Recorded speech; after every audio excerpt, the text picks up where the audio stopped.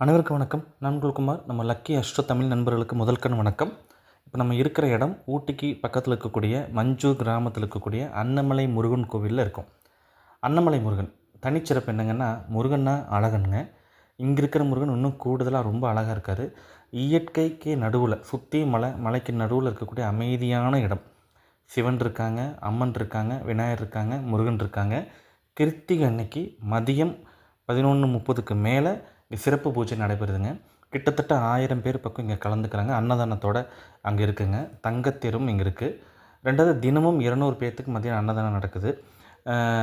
Time கிடைக்கும்போது உங்களுக்கு இறைவன் டைம் கொடுக்கும்போது நிச்சயமாக இந்த கோயிலுக்கு வந்துட்டு போங்க. உங்களுடைய உண்மையான வேண்டுதல்கள் அனைத்தும் நிறைவேறும். திருமண தடை, பொருளாதார தடை, தீராத கடன், இது எதுவாயினும் மங்களக்காரகன்னு சொல்லக்கூடியவரே செவ்வாய் தான். சொத்து பிரச்சனை தீரணும்னாலும் முருகன் தான். இங்கே வந்துட்டு போங்க, கண்டிப்பாக ஒரு மாற்றம் கிடைக்கும். கொஞ்சம் கீழே நமக்கு ஒரு குகை ஒன்று இருக்குது. அங்கே கோயில் அனுமதி கேட்டுட்டு அந்த குகைக்கு நீங்கள் போய் வேண்டிட்டு வரலாம். அங்கே சிவன் இருக்காங்க கீழே. அந்த குகையில் தவம் செஞ்ச மகான், அவருக்கு நேரடியாக காட்சி கொடுத்த முருகன் கோவில் இந்த கோவில். அந்த மகான் இன்னமும் அங்கே இருக்கார்.